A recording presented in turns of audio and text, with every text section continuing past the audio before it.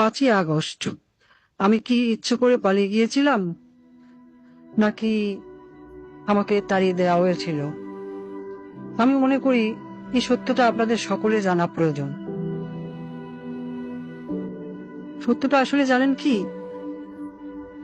5ই August যদি আমি দেশ ত্যাগ না করতাম, ছাত্র জনতা যদি সত্যি গণভবনে প্রবেশ করতে পারত, আর সেখানে যদি আমি অবস্থান করতাম, আজ আপনাদের সামনে যে আমি, সেটাও হয়তো সম্ভব হতো না। তারা আমাকে কখনোই জীবিত রাখতো না, গাদ্দাফিসেও করুণ পরিণতি করত। প্রশ্ন হলো, 5ই আগস্ট কেন হতে হলো? দেখুন, 5ই আগস্ট যদি আমি অনুভবন ত্যাগ নাও করতাম, একটা না একটা সময় ওই বাড়ি থেকে আমাকে চলে যেতেই হতো। 5ই আগস্ট না হলে 5 জানুয়ারি, আর তা না হলে 5 এপ্রিল। 16 বছরে মানুষের মনের মধ্যে জন্ম হওয়া ক্ষোভের বিস্ফোরণ, সেটা আজও কালও হতোই। পরপর 3টি নির্বাচনে দেশের প্রজন্মকে ভোট দিতে দেয়নি। তারা আমার উপর যেভাবে খেপেছিল, আমার পতন না করে তারা ঘরে ফিরত না। আসলে আমার পরিবার পরিজন আর দলের নেতাকর্মী, তারা এই যে দেশে যে পরিমাণ দুর্নীতি, লুটপাট আর রাজধানীর রাজত্ব কায়েম করেছিল, শক্ত হাতে তা দমন না করতে পারাই হয়তো আমার রাজনৈতিক জীবনের সবচেয়ে বড় ব্যর্থতা। বা নিজের ভয়ের কথা যদি বলি, আমি চেয়েছিলাম দেশকে উন্নত করতে, কিন্তু বলে গিয়েছিলাম সুশাসনের কথা, জনগণের ভোটের অধিকারের কথা। কিন্তু প্রশ্ন হলো, ঘৃণা কি শুধু আমার একার প্রাপ্য? আমি কি একা একা এই দেশ রোধ করেছি? আমার তো একটা পরিবার ছিল, একটা বড় দল ছিল। তারা তো উন্নয়ন উন্নয়ন বলে সবসময় কান ঢালাবলা করে ফেলত। তখন কি কেউ আমাকে বলেছিল, আপা উন্নয়ন করেন, কিন্তু ভোটের অধিকারটাও জনগণকে দিয়েন? কেউ বলেছিল? আমি এত বড় ভুল পথে চলে গেলাম, আমার পরিবারের কোনো সদস্য আমাকে কোনদিন একবারের জন্য বলেছিল? কেন? আমি কি শুধু তাদের কাছে টাকা কামাই করার মেশিন ছিলাম? আমাকে ব্যবহার করে শুধু আমার দলের নেতা কর্মীরা পয়সা কামিয়েছে তা কিন্তু না। আমার নিজের আপন বোন, সে তো রাজনীতির রও জানতো না, কোনোদিন রাজনীতিতে নাম লেখায়নি, কিন্তু দেশের ব্যাংকগুলো থেকে 12 আনার টাকা পয়সা সব লন্ডনে নিয়ে গেছে।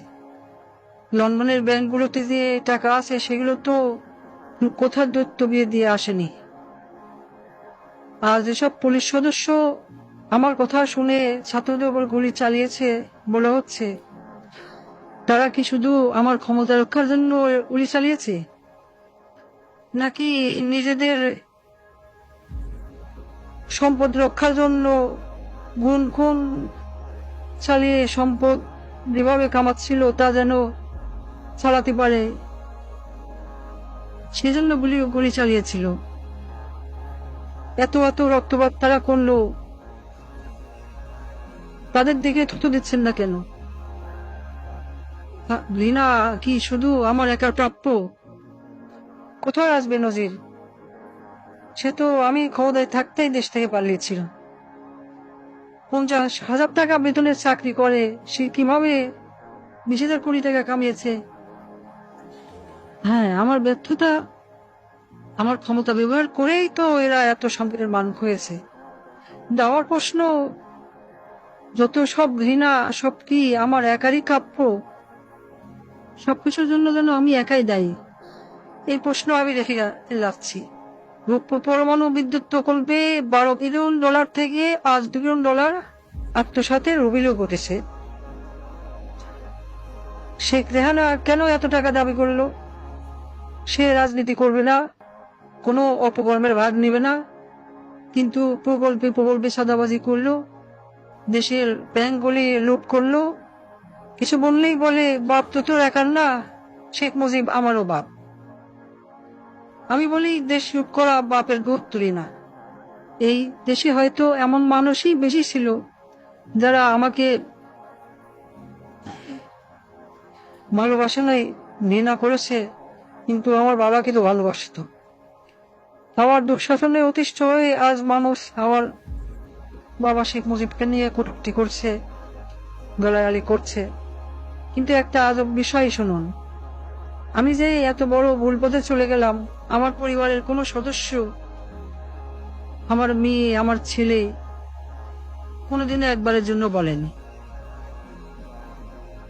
তারা আমাকে ব্যবহার করে শুধু টাকা পয়সা কামিয়ে গেল। আমার আপন বোন, সেও কিন্তু সেই পথেই হাঁটলো। সে কি কখনো আমার বাবার সম্মানের কথা ভেবেছিল? বঙ্গবন্ধু তো তারও পিতা ছিল। সে কি করলো?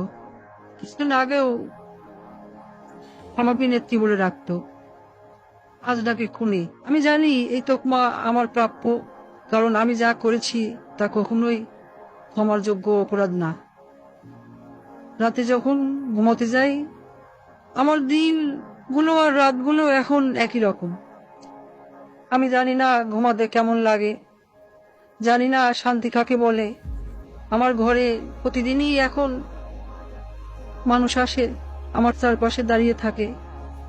আমি জানি না তারা মৃত নাকি জীবিত। আমি আয়নার দিকে তাকাই, কিন্তু নিজের চেহারা দেখতে পাই না। দেখি রক্তমাখা হাত, পা, মাথা। আমি চিৎকার করে বলি, আমি তো দেশ বাঁচাতে চেয়েছিলাম, কিন্তু সেই কণ্ঠগুলো আমার কথা শোনে না।